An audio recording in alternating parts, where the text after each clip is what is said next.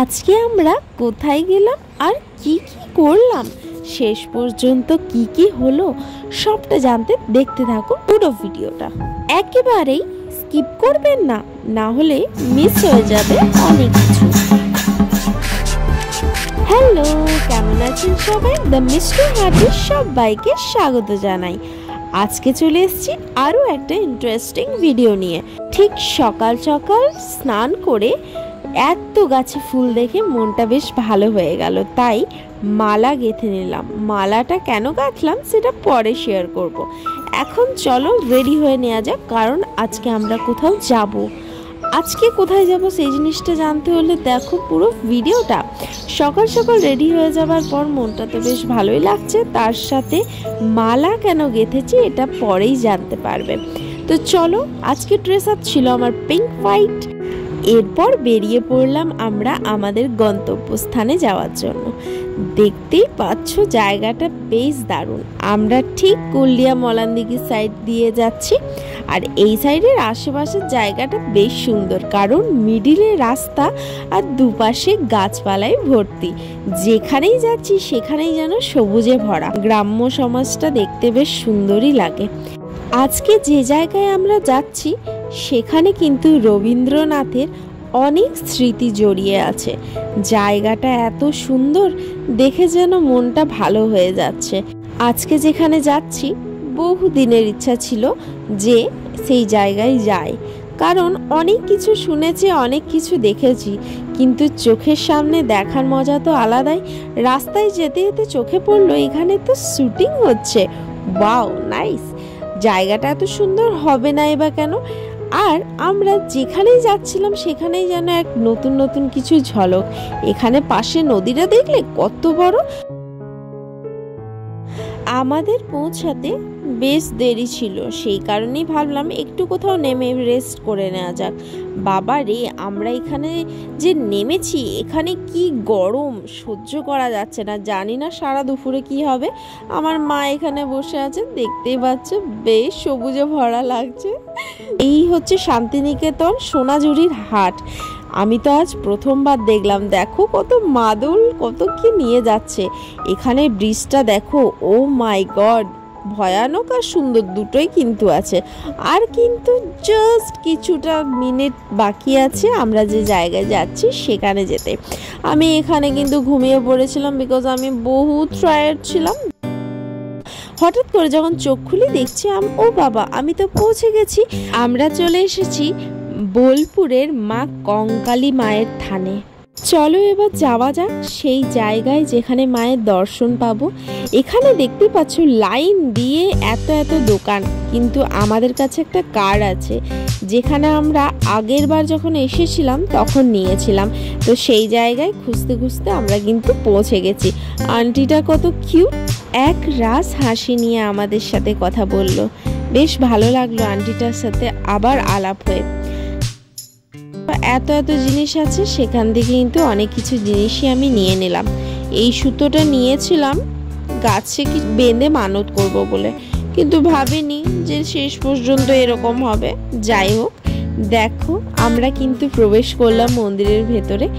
এটা কিন্তু মন্দিরের একদম ভেতর না, এটা জাস্ট কিছুটা বাইরে, যেখানে লেখা আছে আই লাভ কঙ্কালীতলা। এইটা কিন্তু ট্রেন্ডে চলছে, তাই না? আমি মায়ের হাতে ঝুড়ি দিয়ে কিন্তু দৌড়ে দৌড়ে এদিক ওদিক যাচ্ছি, কারণ এই জায়গাটা বেশ সুন্দর। ওই সাইডে দেখছিলাম কিছু আওয়াজ হচ্ছে, আর সেই আওয়াজটা হচ্ছে ওয়াও, কি দারুণ।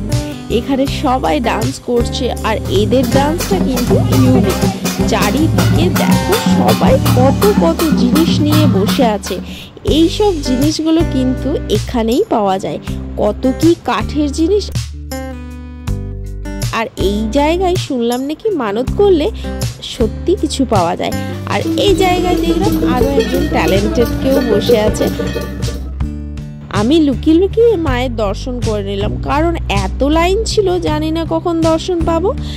তারপরে এদিক ওদিক ঘুরতে ঘুরতে একটা জিনিস চোখে পড়লো, তো সেই জায়গায় যাচ্ছিলাম। তার সাথে সাথে আরো একবার মায়ের দর্শন করে নিলাম, কারণ তখন হয়তো ভোগ চলছিল, মায়ের দরজা বন্ধ ছিল, সেই জন্যই দেখতে গেলাম যে কখন মায়ের দরজা খুলবে। তারপরে আমি চলে এলাম কিছু কিছু ফটোশ্যুট করতে। আমার খুব ইচ্ছা করছিল ফটোশ্যুট করতে, কারণ জায়গাটা বেশ দারুণ। চলো, এরপরে মা আমাকে বলেছিল যে মা কঙ্কালী মায়ের ভোগ দেওয়া হয়, সেইটা কিন্তু ক্যাপচার করবি। সেই জন্যই আমি চলে এসেছিলাম এখানে ক্যাপচার করতে। আমার মায়েরও খুব ইচ্ছা যে মাও কোনো একদিন ভোগ দেবে। এই সেই পুকুর যেখানে মায়ের শিলা মূর্তি রাখা হয়। তারপরে এখানে স্টেপ বাই স্টেপ কত সুন্দরভাবে ভোগ দেওয়া হচ্ছে। আমরা লাইনে দাঁড়িয়ে থাকতে থাকতে হঠাৎ করে দেখছি লাইন সামনে চলে এসেছে, তাই মায়ের পুজো দিতে চলে এলাম। সেই সময় ক্যামেরাটাও অন ছিল, তাই মায়ের দর্শনও পেয়ে গেলাম। বেশ ভালোভাবে পুজো দিতে পারলাম, মনটাও খুশি হয়ে গেল।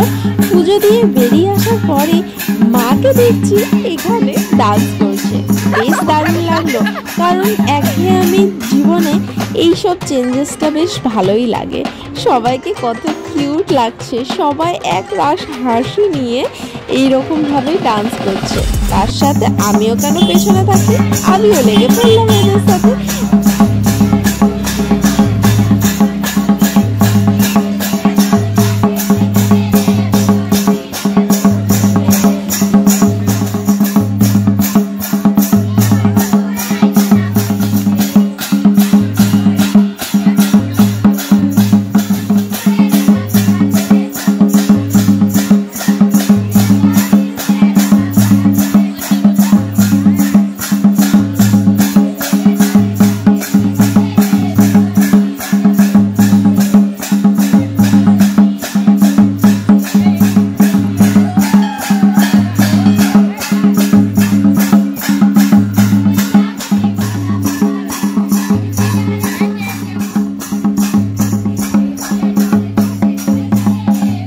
আমি কিন্তু একেবারেই নাচ জানি না, কিন্তু এদের তালটা এত সুন্দর, বুঝতেই পারলাম না কিভাবে শিখে গেলাম। তারপরে আমরা চলে এলাম কিছু কেনাকাটা করার জন্য, কারণ আমরা এখান থেকে যখন বাড়িতে ফিরবো তখন অনেকজনকে অনেক কিছু দেওয়ার আছে। সেই জন্যই কিনতে শুরু করে দিলাম এক এক করে। এক তো সবার জন্য ফটো, ছোট বড় যেরকম খুশি, তার সাথে আরও কিছু গিফটস। এখানে সবাই হাসি মুখে নিজের জীবন যাপন করে। চলো, এবার অনেক দেরি হয়ে গেল, এরপরে ভোগ খাওয়া যাক। মায়ের ভোগের জন্য এখানে টিকিট কাটতে হয় কীরকমভাবে, যেরকম হচ্ছে 50 টাকার টিকিট, আরও আছে 100 টাকার টিকিট, যেখানে যেরকম। তারপর সেখানে ভোগ খেয়ে নেওয়ার পর মা আমাকে বললো যে এখান থেকে একটু জল এনে দে, তাই আমিও চলে এলাম এখানে জল নিয়ে আসার জন্য। শুনেছি এই কুণ্ডের জলে সবাই নাকি সুস্থ হয়ে যায়। মায়ের জল তো হবে নাই বা কেন। চলো, আবার চলে এলাম ফিরে যাওয়ার পথে। যেতে কিন্তু একটুও ইচ্ছা করছিল না, কিন্তু কিছু করার নেই, আবার পরে আসা যাবে। আর এখন আমি প্রচণ্ড ক্লান্ত। তোমাদের সাথে এই ভিডিওটা শেয়ার করতে পারলাম, বেশ ভালো লাগলো। আবার দেখা হবে নেক্সট ভিডিওতে। Good bye.